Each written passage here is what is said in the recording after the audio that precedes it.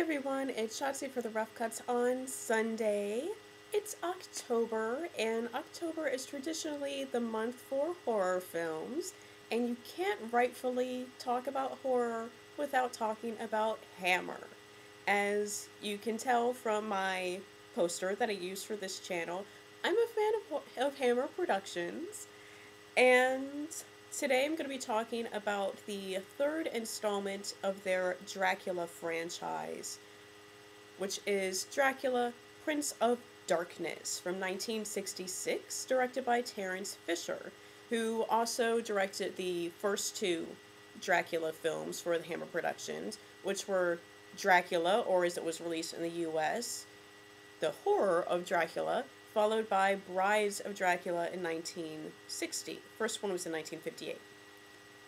This film, it isn't the best Dracula film, but it's entertaining.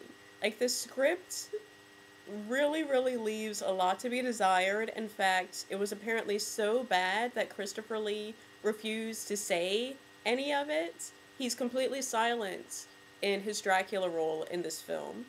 And actually, according to a lot of old Hammer interviews, they say that that was the original intention. However, based on the rest of the dialogue, I'm leaning more towards Christopher Lee on this one.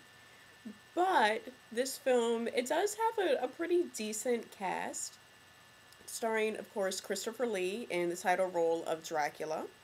And then you have the First Lady of British Horror herself, Barbara Shelley, who plays a very nagging, whiny, prude of a wife in this film.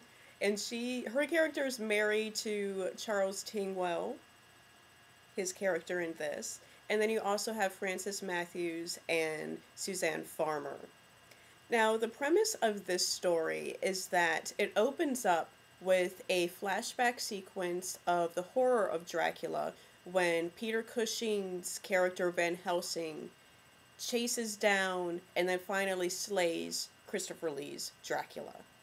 So that's the opening sequence. That's the only time when you see Peter Cushing in this film.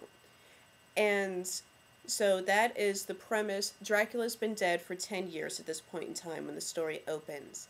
And you have four travelers, the two Kent brothers, played by Charles Tingwell and Francis Matthews, and they're traveling with their wives in the Carpathian Mountains. And they end up at the castle of Dracula. Even though all the villagers tell them not to go there, they completely disregard this, and they go anyway. The character of Helen, who's played by Barbara Shelley, tells them that she doesn't like it there, she wants to leave, she's scared. They're like, oh, quit your complaining, and they're like, this place is awesome, we're gonna stay here. So, of course, Helen's the one who only has, like, any actual sense. They don't listen to her. Then she hears something in the night. Her husband goes to investigate. He gets slain by Dracula's manservant.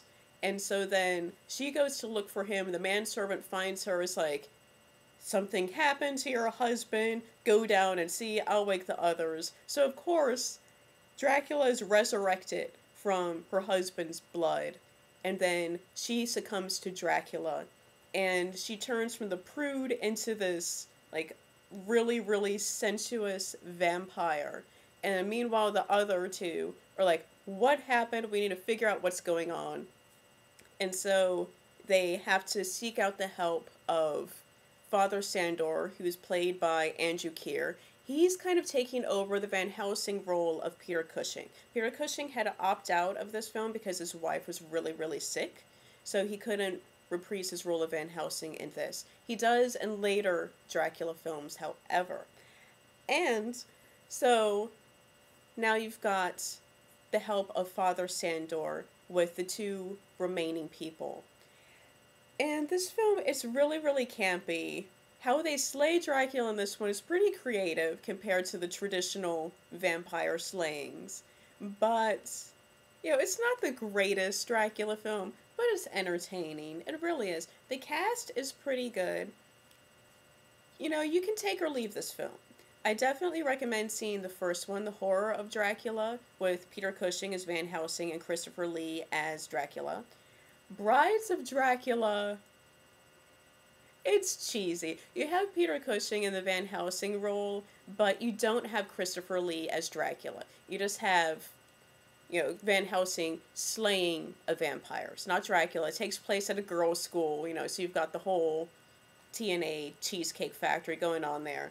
But, you've got 9 Dracula films that the Hammer Studios put out, and they just kind of deteriorate further along in the franchise. But I do recommend the first 3.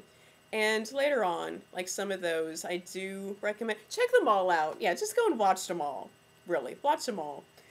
And that is that. This is going to be a fast one for me this week because I have to deal with something right now involving very small animals. So I will see you all next week. Until then, have fun.